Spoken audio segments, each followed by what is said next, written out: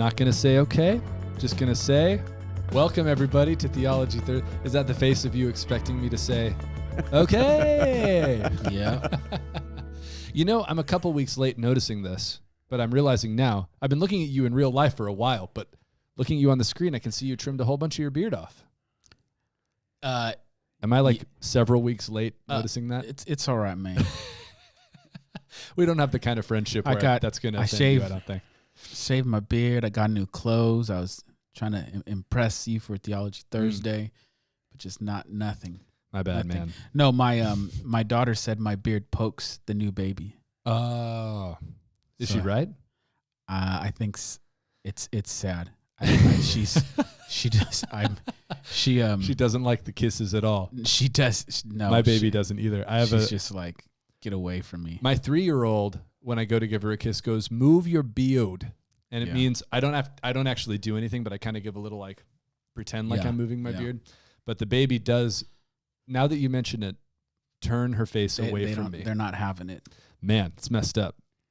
Well, oh look we got Ruth Scott, Matt and Brandy Morrow, Kim, Alice, Luis, Ed, and Dina and Eric. Welcome everybody. Great to see you guys all here. Hopefully you guys enjoyed Dan Kimball last week. We could have talked to him for a lot longer. That's a dude who we could have. You just could keep going and going. He's such a cool dude. If you did not watch that, highly recommend it. And yeah, as we've been saying, in fact, hold on. I have it. You got it? Yeah. A professional would already have had this, but I just grabbed it out of my backpack. This is the book that this whole series is based on. And, we've talked about it a lot, so I won't spend too much time buttering Dan's bread again. But man, How Not to Read the Bible by Dan Kimball, hugely, hugely important book right now. Could not recommend it more highly. Whether you're a Christian or a skeptic who's interested in Christianity, if you want to know answers to some of the hardest questions in the Bible, this is the book. And it's the basis of the series. So we're going to be kind of roughly walking through the different sections of the book 1 week at a time. And basically, the interesting thing about this series is we're one at a time going to address what are probably the biggest sticking points, conflicts, difficulties with the Bible. Yeah, one of the things that made Dan write this is he realized, and I remember having these conversations years ago now, was that what traditional apologetics were responding to were not the questions and wrestlings of what people were having today. So back in the day, apologetics would be like, what's the historical evidence for the resurrection of Jesus? How could a good God exist in the midst of evil? Can the New Testament documents be trusted? Weren't the manuscripts changed over the passing down from generation? And those are all important and good questions to still have answers for. But on the ground, sort of in mainstream culture, the issue wasn't necessarily, well, what's the historical evidence for the resurrection? It was, right.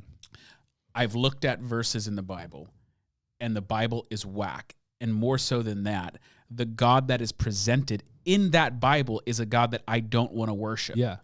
Forget about proving that the Bible's true. If it's true, I don't like this God. Yeah, it was less of an epistemological questioning and more of an ethical questioning. So it wasn't, is it true or not? It was, I don't like that. It looks bad and it's evil. And so Dan kind of tackled all these the subtitle is Making Sense of the Anti-Woman, Anti-Science, Pro-Violence, Pro-Slavery, and Other Crazy Sounding Parts of the Bible. So those are all those kind of hot topic issues. Yeah, and we're going to walk through all of them. And Dan, tonight is kind of the night where we're establishing some general framework stuff that's going to help us walk through the rest of the thing, and the rest of the series. And we're going to look at some of the kind of memes and knee-jerk complaints that people have about the Bible in a broad way. We'll be doing that as we go through, as Dan does. But before we do, the way that Dan opens the series, which is so interesting to me, and it's part of what makes him so brilliant, is he starts with all of these quotes and stories from people who have left the faith or atheists who are opposed to the Bible. And he starts with that Penn Jillette quote that says, the fast track to atheism is reading the Bible. In fact, Kevin, I think we have a famous quote on a meme here if you want to pull that up. Let's see. Yeah. It says, the road to atheism is littered with Bibles that have been read cover to cover. That's an Andrew Seidel quote, and that he's an atheist lawyer who is kind of like a champion of separation of church and state in a kind of anti-church way. And so, yeah, the complaint, like you just said, is that the Bible it's outdated, it's racist, sexist, you name it, pro-slavery, all of these things. And so the problem then is that people are reading the Bible for themselves, whether they grew up Christian or not, and finding problems with it that cause them to either leave the faith or reject it before they've even tried it. And that's something that you have wrestled with in your time as a pastor, and before that in your time as a youth pastor, right? Like seeing people go to college. It's kind of the stereotype that happens to be true. Yeah, and we've talked about it before. It's just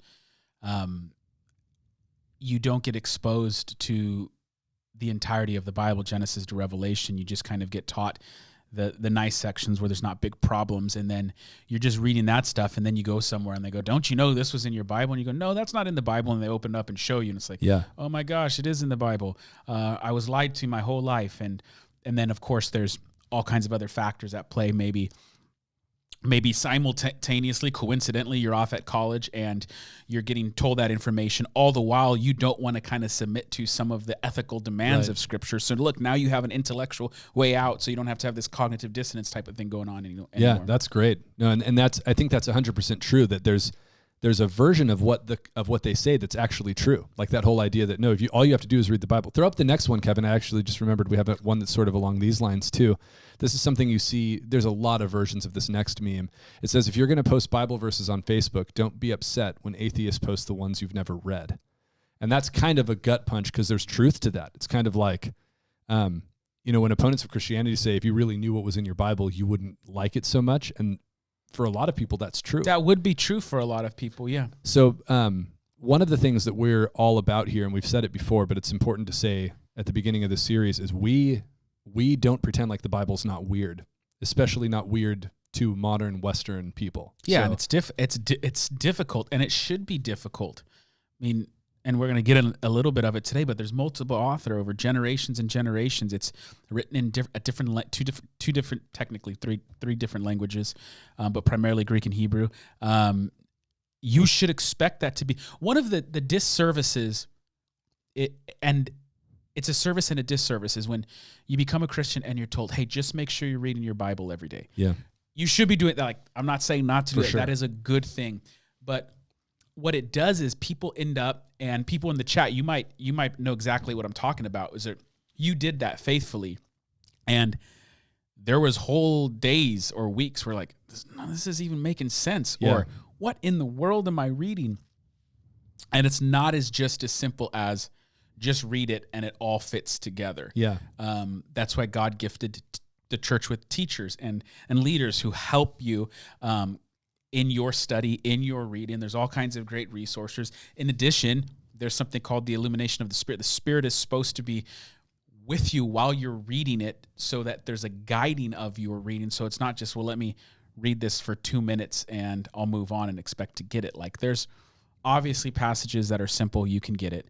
But there's stuff, and I've spent my life now, and it's like, I'm barely beginning to understand this portion of Scripture. There's still stuff that I'm like, I've got dudes who I read the Bible with, who I have like Bible studies with, who will ask me a question. I'm like, I have no idea.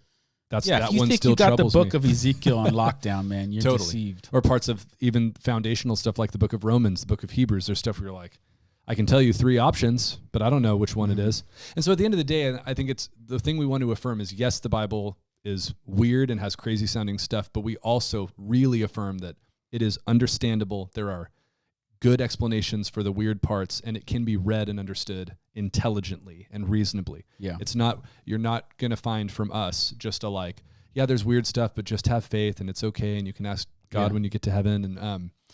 And the truth is, the majority of criticisms of the Bible that you find in memes, like the ones we're going to look at a little later tonight, are not actually good arguments against the Bible or against Christianity. No. All they are, they come from a place of literary misunderstanding, not from a place. It's not an intellectual high horse. It's the opposite. It's you didn't learn how to read this book.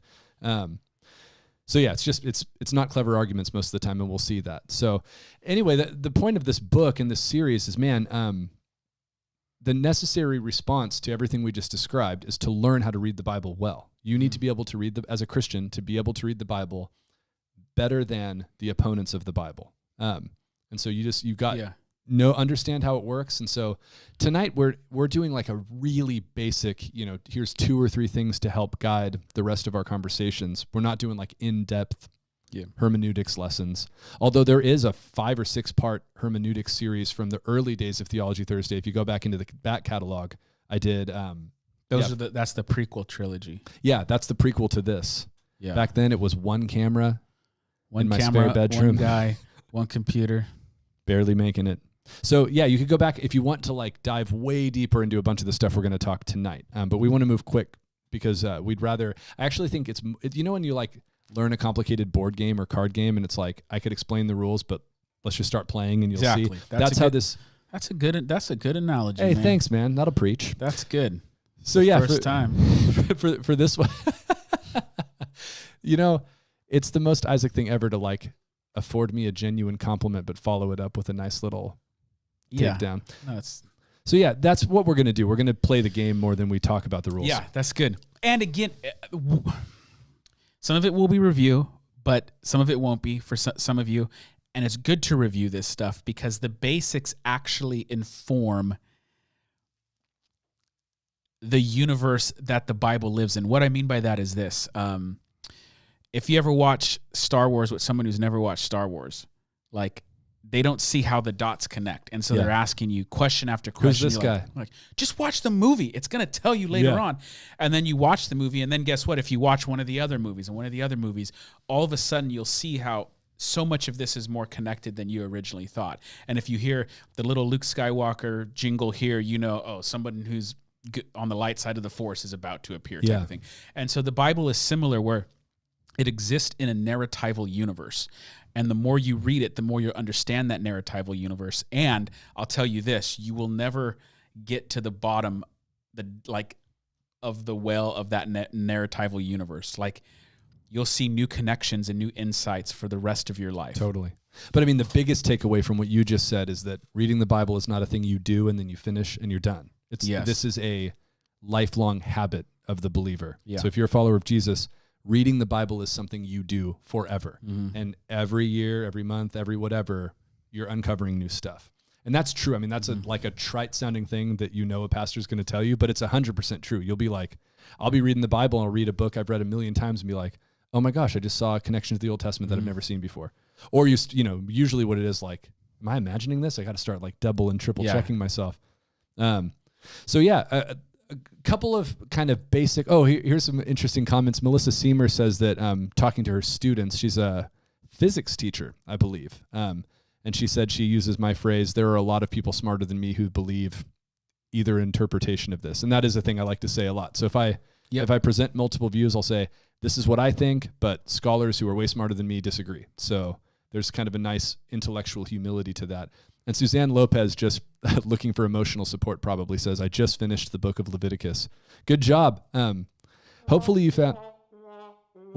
What is that supposed to mean with reference to... All I know is that my kids heard that once, that womp, womp, womp, womp. And I come home from work one day and they walk and they're going, womp, womp, womp. I'm going, what are you doing this again and again for? And they go, Kevin taught us. It's such a good... They actually said, Kevin taught us. I'm like... You teach theology? You haven't even seen Kevin. I teach funny sounds. It's like COVID. No one's seen anybody. That's true. Unless Kevin did that in a sermon, and it was from Theology Hey, Thursday. Kevin, show the people your face and say hello to... look at this face. Even during COVID, when no one's seen anybody, he's still a bad influence. He still finds a way to... Oh, Eli Riddle. Hey, man. This is the first time I think I've seen you in the chat. Welcome. Eli Riddle. I'll do a plug for him. I don't know if his YouTube has his stuff, but he is a very, very talented rapper. He got bars. He's got bars, as they say. And people don't know this about me, but I'm a huge fan of underground rap. He is. Before the show, he was talking about how he wanted to submit for a seminary project. This is true. Rap lyrics, or rap kind of lyrical interpretation of the Screw Tape. Do you remember what it was going to be called? The Screw Tape Mixtape. The Screw Tape Mixtape. I actually, the only reason, that is what we were talking about. The only reason I wanted to do the Screw Tape Mixtape is because I thought of that name and I thought it was so awesome. I love underground rap and hip hop, and I was like, I had an artistic project I had to do in seminary around C.S. Lewis, and I was like, dude, if you called something the Screw Tape mixtape, that's like the coolest thing ever. But then I was like, but then I have to actually write rap lyrics about the Screw Tape Letters, which you would have loved. So don't act like Yeah, that you're was right. the reason that You're right. stopped you. All right, so let's jump in. All right. What? Womp womp Womp womp womp. That would be the sound that would play in my professor's head as he listened to my rap songs about Screw Tape Letters. So, okay, what is the Bible? This is the first question, because Dan tackles this in the beginning of the book, and it's really important. We have some misconceptions about what the Bible is and how it works. Yeah. And probably the biggest one right off the bat is that the Bible is not a book. And that sounds silly, but it's true. Bible's not a book, right? It's a library of books. So you've got different books, 66 different books, written by different authors at different times. I mean, Dan says in the book, he kind of puts it all together, which is really good, that it's written over the course of about 1,500 years in 3 different languages from dozens of authors from different cultures, and interestingly, from different statuses. So you have like kings who are authors, you have peasants who are authors, the poorest, the richest, everything in between. And that goes for the authors and the heroes. I mean, you have heroes who are men and women and rich and poor and Jew and Gentile, everything. Incredibly diverse book. And man, just the fact that there are different books with different genres is one of the biggest causes of misunderstanding in biblical interpretation, don't you think? I mean, we know in the modern world how to differentiate genre, right? For the most part, people make it, and it can be difficult sometimes, but people make it more difficult than what it really is. Most of the time, our brains are able to detect what type of language is being used pretty quickly. So it's weird. I forget. It's like in some unpublished essay of C.S. Lewis that was found after his death or something like that. But he gives an example of someone commenting on the weather. And he goes, statement number 1 is, it is 32 degrees outside. Then the second statement is, man, it's going to be cold outside. The third statement is, honey, remember to bring your jacket. Yeah. And then the fourth one was, the cold surrounded us like a blanket of blah, blah, blah, blah. Yeah. And in it, you had scientific language, common language, and then poetic language, some other type of language. So pretty quickly, you can identify what type of language we're talking about. And oftentimes, a big chunk of the misunderstanding of the Bible is just people, especially in the meme world, purposely misrepresenting the genre to make a gotcha point out of it. Yeah, and I mean, if you think about just in the modern world, the ones we're really intuitive about, like you don't read a text message the same way you read a book, and you don't read a novel the same way you read a newspaper.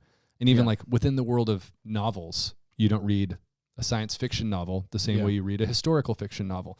And that's just talking about books. I mean, most people in the modern world think more in terms of movies and TV shows and stuff. And we've talked about this before, so we don't have to belabor it. But I mean, if you know you're watching a horror movie, you could see the exact same situation play out that if it was a romantic comedy, you would interpret it differently. And so just understanding that you have to take the step of knowing the book of the Bible that this is in. What is it? Am I reading like a song that was sung in temple and synagogue gatherings by ancient Jewish people, or am I reading like a letter written in the first century Paul to the a apostle Greek person? to the saints in Galatia. So again, tons of details on that in the older series from the early days of Theology Thursday, if you're interested. And then one thing that's really, really helpful in the book is on page 44, there's a timeline where Dan really breaks down like where the different books of the Bible fit, generally speaking, in the timeline of history. Yeah. And that's one of the most important things. And we'll see some examples today of how people misunderstand that. So understanding that it's a library, super diverse, tons of different genres is huge. The second principle I wanted to hit that Dan spends a lot, and in fact, I think he titles the entire first section this, never read a Bible verse. It's a famous Greg Koukl quote. And his whole quote is never read a Bible verse, always read a paragraph at least. So why is that important? Well, I'll say this is part of that statement was birthed in a culture where we weren't necessarily studying the Bible. So it was a kind of an extreme thing to say, like never read a Bible verse, only study it. And it was because no one was studying their Bible. They're just taking little slogans and catchphrases and using them how they see fit in their own personal experience. So it's like, we can't do this anymore. We have to study the Bible. I do think there is a place where it's just read the scripture. Read as long as you can. Don't stop and think about it. Just get the story in. And then there's time to reflect on a single verse. I'm not talking about in a study sense. I'm talking about like in a reflective kind of devotional way. It's like Christ died for me. Yeah. But all of that to say, the point of this statement is don't just read a single verse out of context. Study its context, at least its literary context. Read the paragraph, the immediate section, the paragraph before and after. You might want to know it's the context that's found in where is that in the Bible. So what genre is it? Is this in the Psalms? Is this an epistle? Is this a gospel? So it's a way to say the Bible just, you can't just, some of you might remember in chat, like, okay, Lord, what would you want me to read today? Lord, and it's just like, boom. And you just start reading. It's like, and it's like no context, no study or anything. And then what happens is you just take whatever you read and immediately apply it to your life. That's so funny. You just reminded me of something I haven't thought about in years, that when I had a Bible when I was like a little kid, and I was just starting to kind of read the Bible, and like, I had that sort of expectation of like, God's going to show me something. And I was like, every time I set the Bible down, it opened to the same page. And I was like, there must be something here. Dude, in retrospect, it's just like where the spine of the book was. Like it just naturally, maybe. Well, here's the thing though. It opened to like Esther chapter 2 or something. I'm like, it was like very weird. Yeah. Kind of like. Well, the biblical interpretation joke is someone wants to know the will of God for their life, and they go, and then Judas went and hung himself. Right. And it's like this super scary, like what the heck? And then you open it up another page and it says, you be wise and go do likewise type of thing. Yeah. And the sad kind of thing of it all is that people are reading their Bibles that way. Yeah. And God can do anything. He may show you something through that. And some of you might be in the chat and go, no, there's really a formative moment where I did that. God does miraculous things in all sorts of different ways, but you don't want to make your normative practice of scripture reading just randomly opening up and reading a couple verses and calling it a day. And most verses, you are not going to understand them correctly in isolation. I mean, there are some verses that just by the virtue of the genre that they're a part of, you are actually, like the Proverbs, some of them it's one line and that's the whole thought. But that is the exception, not the rule. Most of the time, the word I always use, or the phrase I always use, is zoom out, especially if you have a question. It's just like, if you read something and you're not sure what it means, zoom out, step back. So, it's always, you understand a verse in the context of a chapter or an argument, I actually think is better than thinking chapters, because the chapter breaks don't always follow arguments, but, and then how that fits in the book, how the book fits in the Bible, and out and out and out. So, that's hugely important to put things in context. That's a phrase that gets overused, but it's because it's true. It's no one does it. Totally. And we'll see that tonight for sure. So that's another one. By the way, the same hermeneutics applied to the Bible will also do the world a great service right now. Just in general. That's true. Because every single person is just taking things out of context to make their enemy look bad right now. Yeah. It's like most of the stuff you'll see a headline and you're like, oh my gosh. And if that's all you read, it's like, that's horrible. And that they said that. And then you actually read what someone said in context. You're like, man. Yeah. It's just whatever will make you click. They even do that with pictures, where a picture will be put up to kind of create the impression that something's happening. And then you watch the video that it's from and you're like, oh, that's not even what happened. Yep. And so the Bible, that's a great example. The Bible is like that, where it's like, no question, there are difficult to reconcile with stuff in the Bible. We're going to talk about it in this series. But most of the stuff that people think is whack in the Bible is just what you just talked about. It's like, no, that's not even what that means. So finally, the last one we'll talk about, and then we'll get to some examples. It's another thing. It's a quote from John Walton, who's a Bible scholar that we both love. And Dan quotes him. His line is, the Bible was written for us, but not to us. Mm-hmm. Can you unpack briefly kind of what that means? Yeah, I mean, essentially, the best example of this is the epistle. So Paul is writing to the saints in Rome, grace and peace, to you. The intention of that letter was not first and foremost, man, how can I encourage Sam today? Right. It was a letter to the Christians in Rome. Now, in studying and reading Paul's words to those Romans, you're going to be inspired and encouraged and convicted because there's so much overlap between their experience and your experience. And so in that sense, it is for me, but it wasn't written to me. And that extra layer of remembering the original audience, original author, original intention is really helpful in a lot of this stuff. Because there's this thing we talked about a little bit last week called cultural distance, which is the kind of distance between you and the original recipients and readers in terms of language, where they live, what their culture's like, and stuff like that. I remember hearing, I think it was actually Dan who originally gave this example too, that when you read the Bible, you're like a tourist eavesdropping on locals. So you're the guy trying to get directions somewhere, but people are using local. Like if you were to ask me, because I know you live here, if you said, hey, where's the Dollar Tree at again? I'd be like, oh, it's right by Little Caesars. But if by Mr. Hong's, where you could stop off and get some good garlic fish, it'd be like, why are you going to the Dollar Tree without getting a pint of garlic fish? So all I have to tell you is it's right by Mr. Hong's. You'd be like, oh yeah. But if somebody who's from out of town said, do you have a dollar store here? I would have to say, oh, it's on First Street between this. Well, perfect example of that would be like somewhere in the Old Testament where it says, and God detested that they gathered in the high places with their images. Right. And everyone in the ancient world knows exactly what they mean by images and high places. Yeah. Images are statues or idols, and they most often are worshipped at high places because the high place is a sacred space.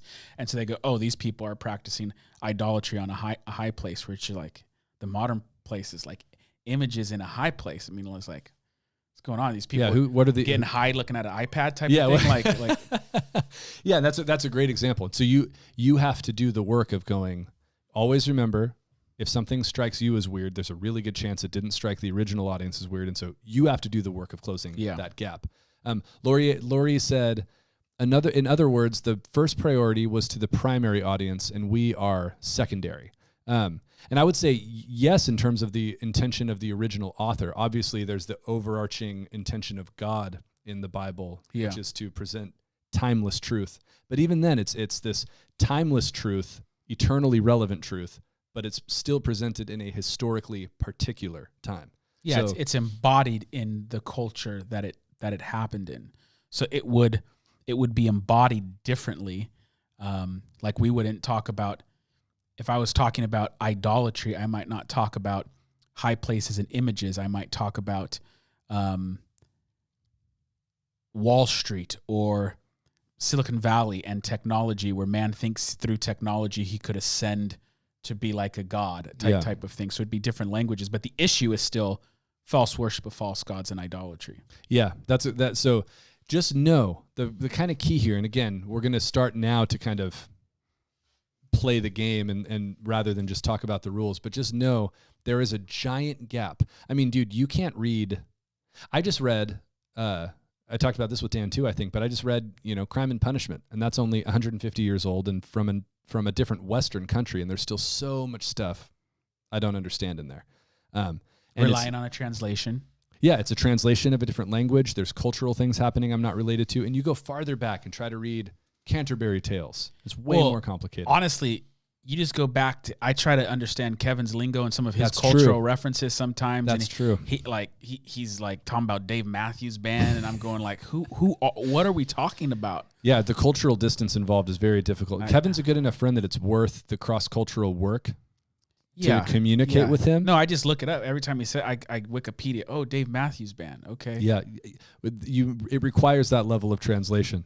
But yeah, it's super super important that it really helps to kind of, as you're reading and especially as you're studying, keep that layer of distance in mind. That I'm reading ancient words from a different language, from a culture on the other side of the planet, and that really helps. So what you want to walk through a couple of these memes? Let's get to this. So we got memes that they're from all over the board, as far as some of them are Christian memes that are misunderstanding the Bible. A lot of them are people who are in opposition to Christianity, trying to make the Bible look dumb. We'll start, and we're going to talk about why most of these reveal a misunderstanding about the Bible rather than an actual gotcha. Okay, this first one is one of my favorite examples of taking a verse out of its context. This is a quote from Jesus in Luke 19. It says, "But as for these enemies of mine who did not want me to reign over them, bring them here and kill them." You might immediately go, wait a second. Jesus said that? Mm-hmm. And the person who made this meme goes, yes, Jesus said that. It's Jesus in Luke chapter actually 19. said that. Jesus did say that. So you're like, wait, and if you Google this verse, dude, I was shocked. There are so many memes like this that go, it's like Prince of Peace, huh? And then that quote from Jesus, it's like, as for these enemies, they don't want me to be in charge. Bring them here and kill them in front of me. Yeah. And so the wrong mistake is to go like, oh no, like Jesus is actually looking really violent and you feel defensive. Or, that's finally true. Jesus That's true. gets it right. This is the Jesus I've been looking for the whole time. What would Jesus do now, man? What would Jesus do? Bring him here and slaughter him him before me. And so this is one of the best examples of how the first step you always do is just go read it. Go read it. Be like, wow, I didn't know Jesus said that. Let me read the context. And I mean, literally in this case, it's the paragraph that it's in. Because yes, Jesus says these words, but here's the super short. We could pull it up and look at it, but we'll just give the super short version. Jesus says this as part of a parable. And it's a character in the parable speaking. So it would be like me saying, there once was a violent king, and that violent king said, bring my enemies here and slaughter them before me. Did I say that? Yes, those words came out of my mouth, but I'm not speaking on my own behalf. Yeah. Jesus is telling a story to make a point, and in the story, there's a king who says that. Yeah. And so it's just so transparently an example of literary ignorance. Again, not... Yeah, and you always have to wonder, did the person who make this, they misunderstood it because they didn't do the work to actually read it? They just said, oh my gosh, let me make this meme. Jesus said this. Or are they being purposely deceitful? And it's probably a mix depending upon it, but some of them are so bad, it's like, dude, you have to know. You got to know that that's not what it sounds like. And I think a lot of it is how we do, sort of to your point earlier, it's how we do a lot of our information sharing now. It's like you heard someone say that, and so now you put it in your back pocket as this is a gotcha verse for annoying Christians. Yes. That Jesus said, slaughter my enemies before me, and you never do the work of going and checking. And, check yourself on that, because this is what everyone does today. Not with the Bible necessarily, but with everything else. I heard that so-and-so said blah, blah, blah. Christians with cheap apologetics have this too. They have a gotcha, like, let me prove God exists to you. And it's like, for the person on the other end who maybe doesn't believe in God, that hasn't studied up, they just go, oh my gosh, that's such a powerful argument, when the argument has already been debunked 5 times over, type of thing. Yeah, and it's a good lesson in general that anytime you think, this is sort of a different spin on what Melissa Seymour said earlier, that anytime you think you've got the ultimate gotcha, you have to remember, brilliant people don't think what you think. Yeah. So it's nothing is ever as obvious or easy as you think it is. This next one's another example that's kind of similar. This is from, I didn't pull an actual meme, I just put the verse in here. This is from Revelation 7:3, and this was really popular for a while with environmental groups. They would use this as part of their campaigns. It's from the Bible. It says, do not harm the earth or the sea or the trees. And so you could get somebody coming up to you asking you to sign something and say, hey, do you believe in the Bible? And you say yes. And they say, well, look at what the Bible says. Do not harm the earth or the sea or the trees. And this one in some ways is even more ridiculous than the one. Now, I always feel like I have to give this caveat.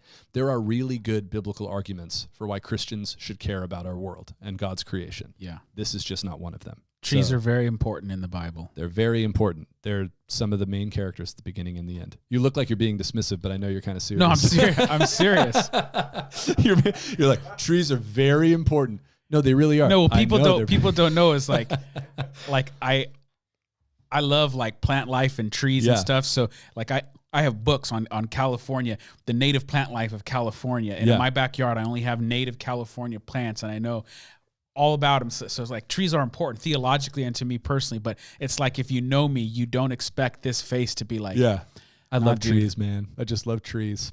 Citruses are incredible. It's true. When I told Isaac that I bought a nectarine tree for my backyard, you like waxed poetic about how good a tree ripened nectarine is for like 5 minutes. Most people, those nectarines you're buying at the store, they're not tree ripened.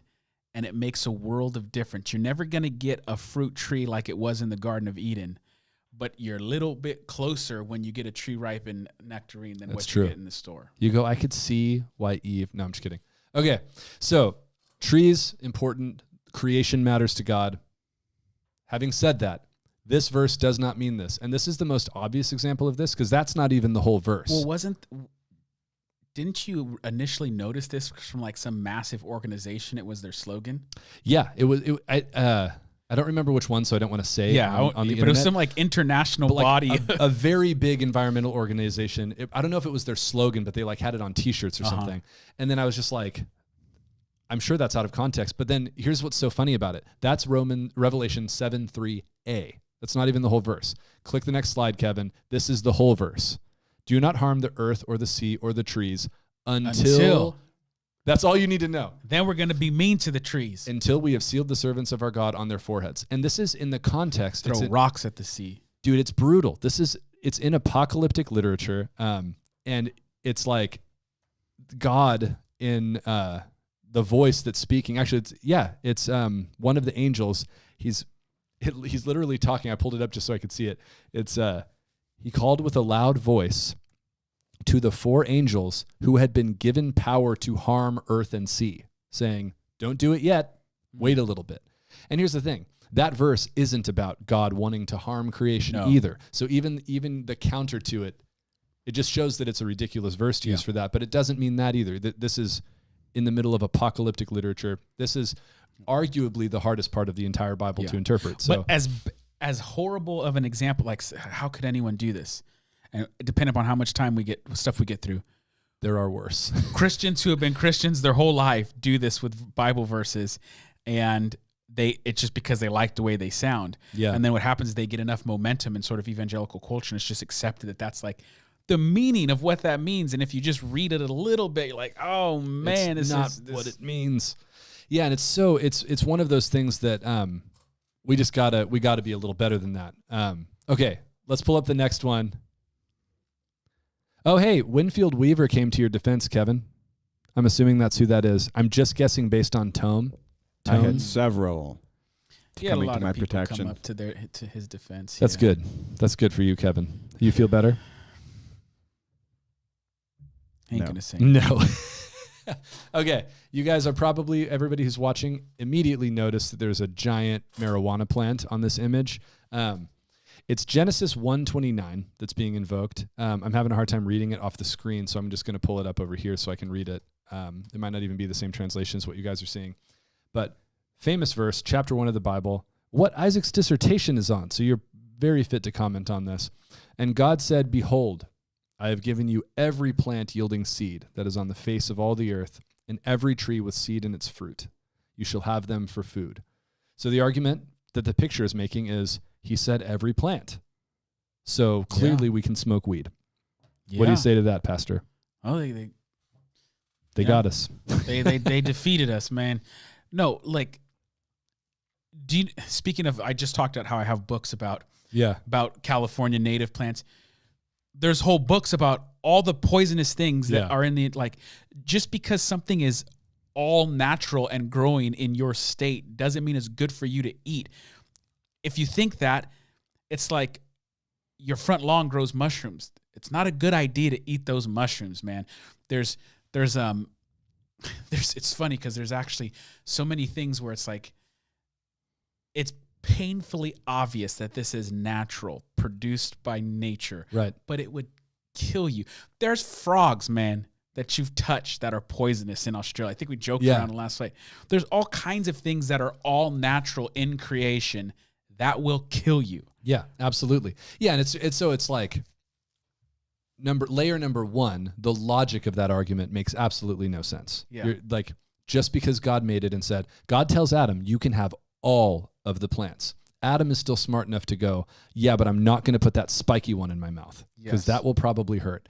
And so the logic of it falls apart. But then there's the next layer, which goes, is this verse about like a free pass to do whatever you want with anything natural? And it's clearly not that either. Throw up the next one, Kevin, because the next one is using the same exact verse for a different argument, which is interesting. It's kind of a 2-in-1. Same verse that we just read, and it says, God created us to be vegan. The Garden of Eden was vegan. Now, this is one, I had never heard that argument for Genesis 1:29 as a reason why we should smoke weed. But I have heard it used to promote veganism before. I actually had a teacher in college who was a Christian who was vegan. And this was basically his argument was Eden was vegan.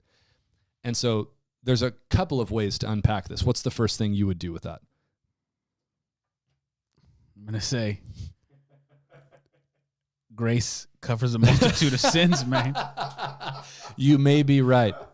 You may be right, but have you smelled bacon? Yeah, so there may be a good argument to say that, not there may be, they were eating vegan in Eden before the fall. Almost certainly. Yeah, but here, so there's something that in our state, it's called a monkey-faced prickleback eelfish, okay? And they live That's on the coast. That's a product of the fall. Yeah, and they live in the cracks in the ocean on our coast, and you can go out and catch them on low tides.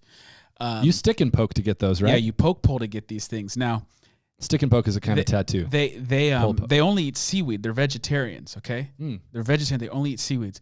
But if you present them with a nice piece of fresh squid, they're what we call In-N-Out vegetarians. Oh yeah. An In-N-Out vegetarian is like you're always a vegetarian until you go drive through In-N-Out and you smell it. So even the prickleback, designed by God to eat designed by seaweed. God, he only eats seaweed. But man, yeah, you smell something cooking, you might change your mind. Yeah, and I've eaten one of those eelfish with you before. They're good. All I remember is the amount of work involved to get its skin off. It's a lot of work. Brutal. Oh, what do you got? What was that, Kevin? I looked away too soon. Is that an eelfish? That's not one of those. That is one. That is? Yeah, that's one. That's a big boy then. Wow. So, okay. An argument could be made that all they were eating was vegetables and fruit in the garden, for sure. Yeah, they don't get the other stuff till Noah. Right. But that's something that's absolutely crystal clear if you just read, again, the context. This is a library. So at this point, which is not the point you live at, that was what God told them to eat. But it's explicit in Noah's story, that now you can eat animals. And not only that, but by the time you get to the New Testament, you have, very dramatically, Peter has a vision in the book of Acts that says, all food is clean, eat whatever you want. But even beyond that, Jesus is eating meat in the Gospels. The sinless God-man eats fish. Yeah, he resurrects and cooks some fish. Yeah. So, maybe you have an interesting abstract argument about like, hey, in new creation, will it be like Eden and people won't be eating animals? Maybe. And there's all kinds of ethical, just let's keep this straight. The way we treat animals definitely in big farming it's not good. There's all kinds of ethical, good moral arguments to make on what you should consume, how it's farmed, where is it coming from. Like those are good discussions to have. But pulling again that Bible verse as a gotcha is just not going to cut it. Because if we wanted to, we would jump straight over to, where is it in like Genesis 9 or whenever after the flood. That's good, Ed and Dina. But weed is actually a part of the fall. That's true. That's true. I like that she put weeds in quote. Yeah, that's true. That's good. That's a good. That's fair. Wendy Stroh says we have dominion over all the animals. We can eat them if we want to. And I agree with that. But to Isaac's point, part of having dominion over animals is you treat them well. So I've heard very, very, again. Yeah. And the theological argument for that is when you hear, and we talked about this in one of our sermons recently, when you hear the word dominion or subdue or to rule, it can have a negative connotation because history is filled with people who have dominion and exercise it in an evil way. There's dictators and tyrants. But the human, as an image bearer, is supposed to rule and have dominion in a way that reflects what the God of Genesis 1 was doing up until that point. And what is unique about the God of Genesis 1 is that he creates environments for citizens or occupants to later occupy and flourish in. And every day it's good, good, good, good, good, good. So whether it's a tree or an animal, we should be creating goodness for the flourishing of us all. Now, that I don't believe that eliminates meat eating, but it should have a critique on how we raise animals and treat them in an ethical and fair all way. The way down to how you treat your pets. So I have heard, again, we're making the same point Melissa talked about earlier. I've heard really brilliant professors. I had a vegan professor in seminary who made a really, really, actually he was vegetarian, because he had no ethical problem with eating eggs or drinking milk or other, but he did have a ethical argument against killing animals to eat them based on stewardship and dominion. It wasn't a biblical argument. It was like a logical, philosophical argument. I still don't agree, but it's another one of those examples of really smart people come to that conclusion. The point we're making is Genesis 1:29 doesn't teach that and doesn't prove that. Yeah. So it's just not a great use of that verse. All right, the next one. Oh wait, hold on. We got a couple of questions. I think that here we go. We'll do Jacob's first. What about when it's presented as the creation ideal specifically?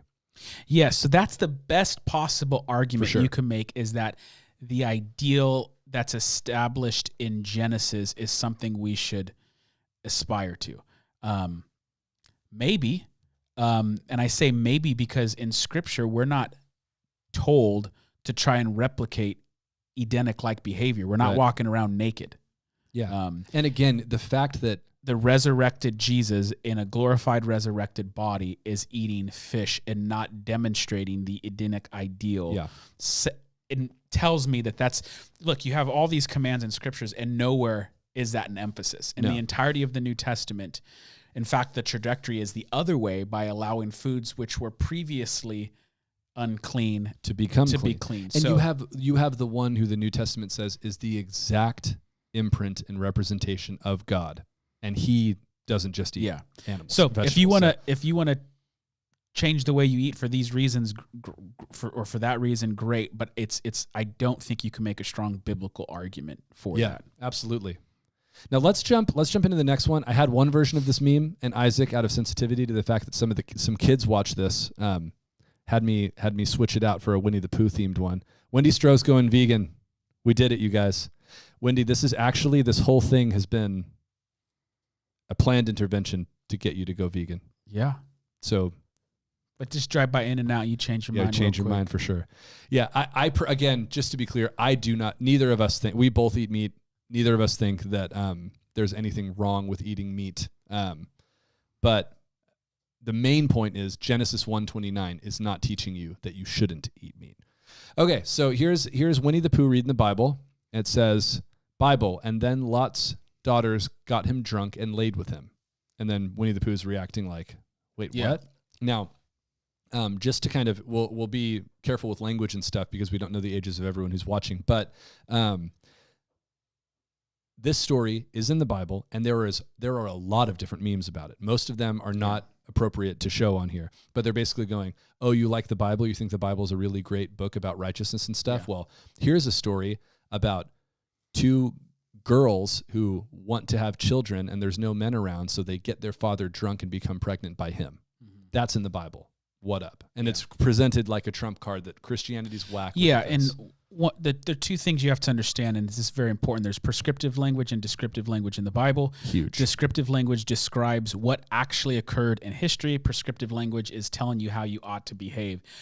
A big portion of the Bible is just descriptive. So whenever you read horrible stuff in the Bible, the majority of the time that's history. And guess what?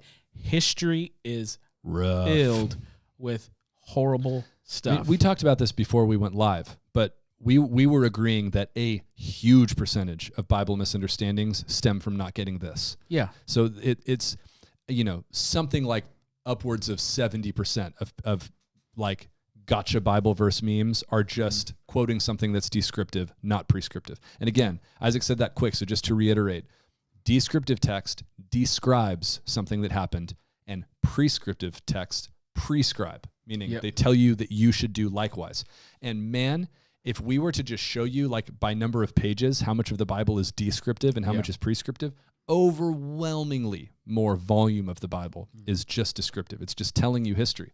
So did that happen with Lot and his daughters? Yes, absolutely. That's a story.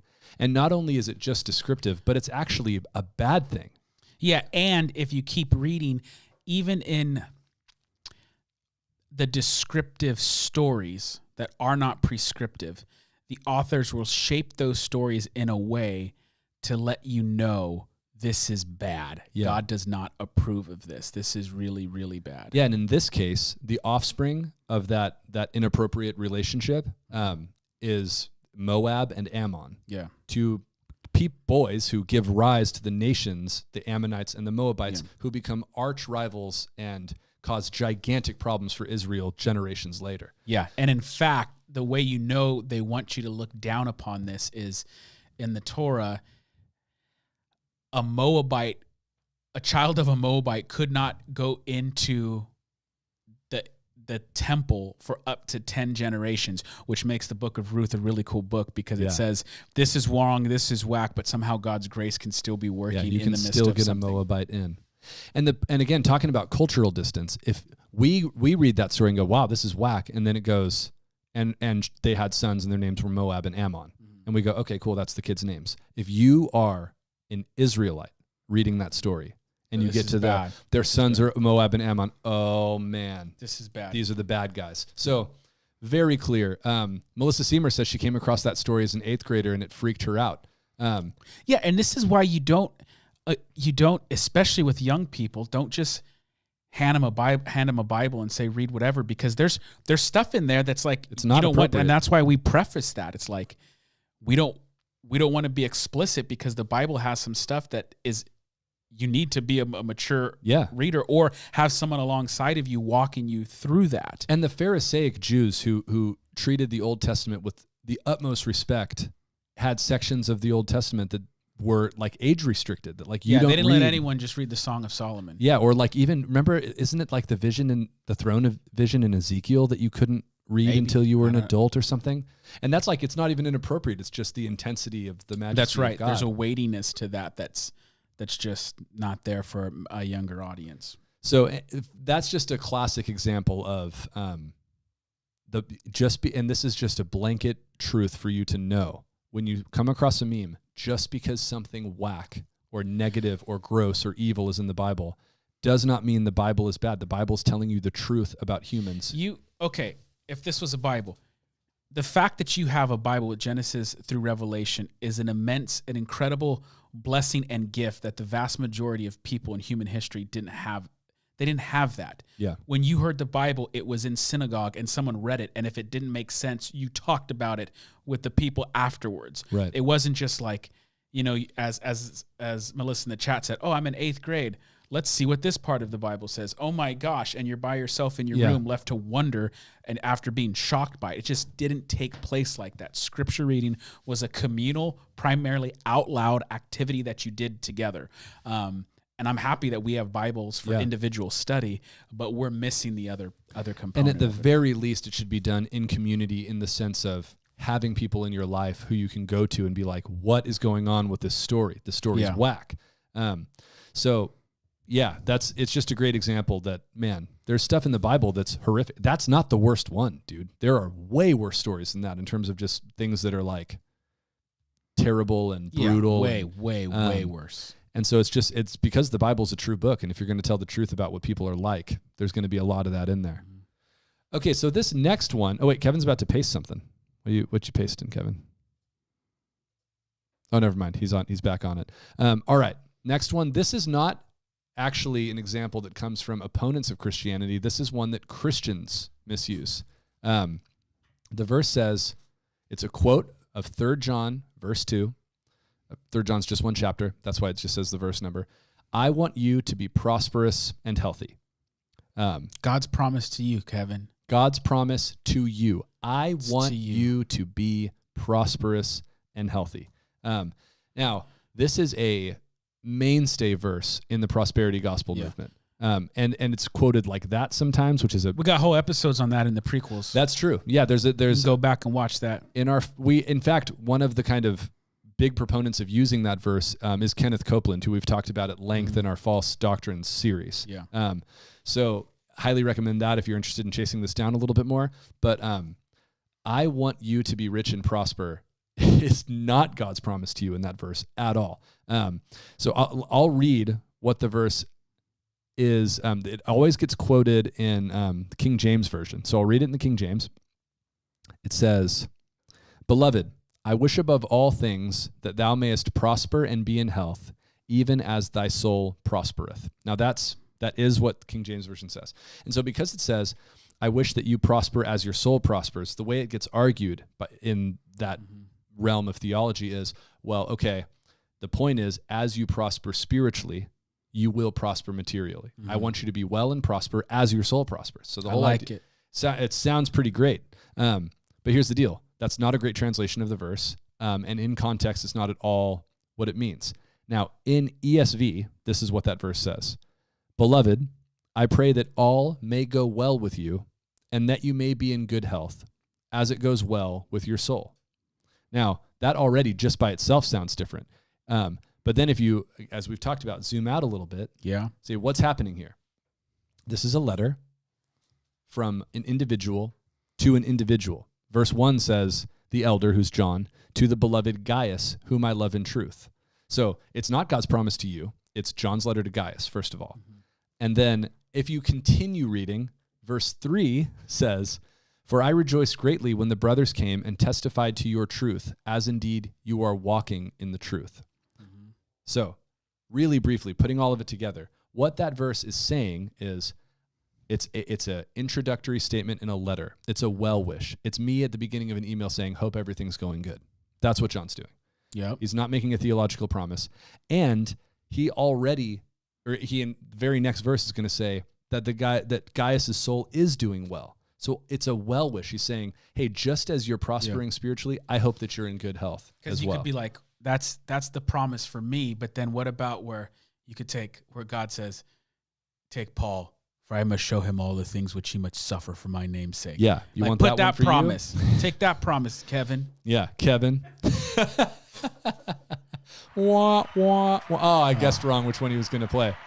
Take that, man. So we could talk about it for a lot longer, but it's just an example how even within Christianity, you take a verse, rip it out of context, make it say what you want it to say, and then build an entire doctrine on it that's frankly not at all biblical. Yeah. All right, you want to keep going? Yeah, we got a few minutes. Let's man, we're almost out of time. Let's try to get at least these last two. Let's crush some people's favorite Bible verses. Oh boy. Okay. Unicorns, dragons, beasts with 7 heads, talking donkey, talking plants, quote, literal word of God. So that just listed a whole bunch of stuff that's in the Bible and then said the literal word of God has all these things. I mean, let me just take a step back because Christians do this too. Like, I take the Bible literally. Right. And people will ask you if they're like, your neighbor may ask you, well, are you one of those Christians that take the Bible literally? Look, every single person in everyday conversation, in every book you read, in every movie you watch, your brain is doing like complex computations and equations to distinguish between things that are taken literal and like metaphoric or allegorical. And it's not just there's not a single person on the planet, maybe there is, that just, I believe all the Bible literally. Right. Because the Bible uses metaphor and similes and allegories and typology and archetypical patterns, just all of that stuff. And again, we all do it all day. If I say, what time does the sun rise tomorrow? You don't go, bro, the sun doesn't rise. The earth rotates and the sun comes into view. Yeah. So you know what I mean, and what I said isn't false. Mm-hmm. It's idiomatic language. And so that list of things in that meme, there's a different explanation for each Every one of them. Those. But the point is, none of those are, I shouldn't say none of them without looking at them again, but they're not meant to just be taken literally. Yeah. And I can just tell you right off the bat, there is no literal beast with 7 heads, right? No. There and dragons, etc., all that stuff. So anyway, all that just to say, it's one of those things it's just nonsense. It's nonsense. Every single person reads the Bible. It depends on which portions do you interpret as most literal and concrete, or how much how many degrees of kind of abstraction or metaphor are you allowing upon the text. So it's just nonsense. All right, so with 2 minutes left, Isaac, should we look at the next one, this one, or should we talk about Jeremiah 29:11? Well, let's do the Jeremiah 29:11 one, just because I don't have a meme for it, but we can pull it up. That's a meme we'll have to hit in a Some of you know this because we've talked about this at South Valley Community Church. You probably did it on one of those early prequel Theology Thursdays, but it's worth showing because, in fairness, we talked about how the atheist takes one Bible verse and tries to punk the Christian with it. And in fairness, we are using a very similar hermeneutical approach with some of our favorite Bible verses. Totally. So Kevin's going to throw it up on the screen. The verse is... But I'll read it in the meantime. It's very well known, and give yourself grace if this is your life verse or if you love this verse. If it's tattooed on your arm, forgive us. It says, oh, here we go. Kevin's got it. For I know the plans I have for you, declares the Lord, plans for welfare and not for evil, to give you a future and a hope. That's a beautiful verse. And it says, hey, things might be rough right now, but I've got a good plan for you. Yeah. The plan is for your welfare. It's going to turn around, young buddy. Everything's all good. You just keep hanging in there.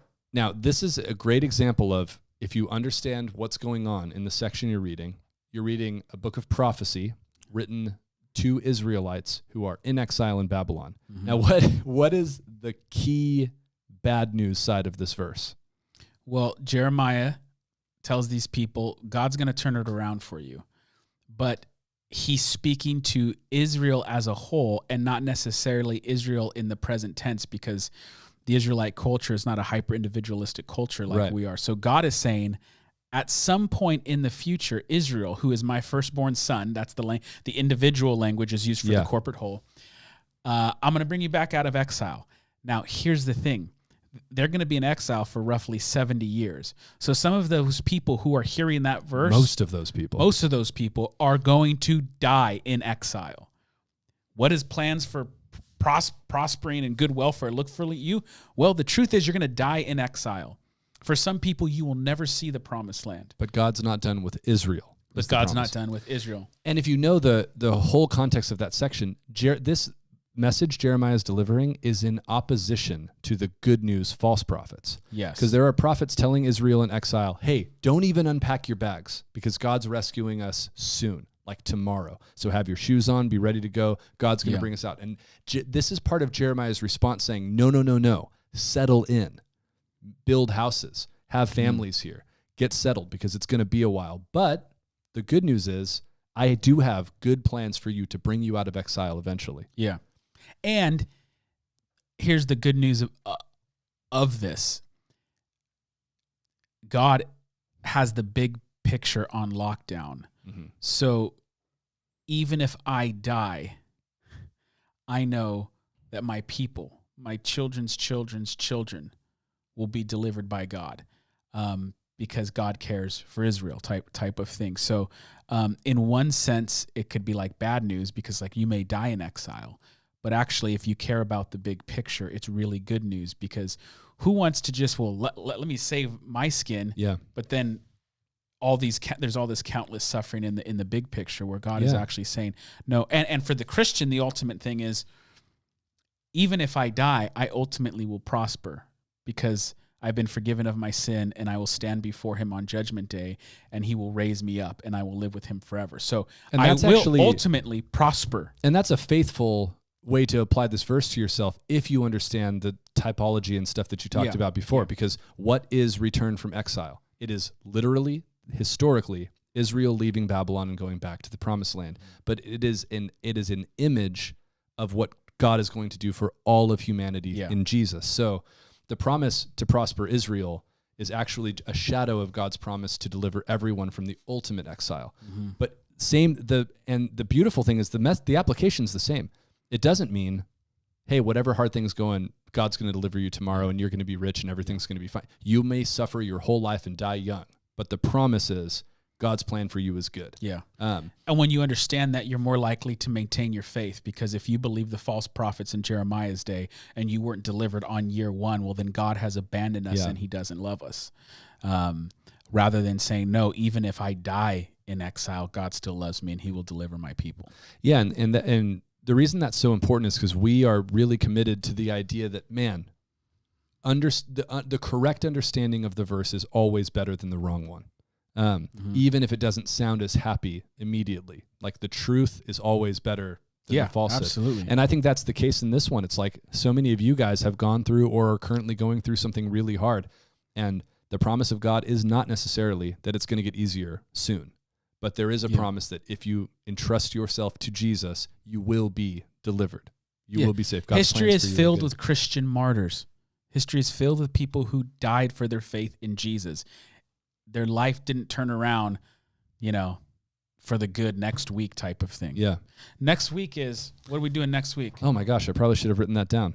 Hold on. I've been thinking about all of them too much. I believe that next week is the Bible. Oh yeah, next week we're going to look at the weird laws. So next week's going to be like, how come Christians believe they should follow some of the Bible, but they still eat shrimp and bacon and stuff? Yeah. So if you have questions about whether it's okay to have tattoos or eat shrimp and why there are all these crazy laws in the Old Testament and why Christians aren't following them, that's what we're going to hit next week. It's going to be a good week. All right. See you guys next Thursday. Thanks for being here.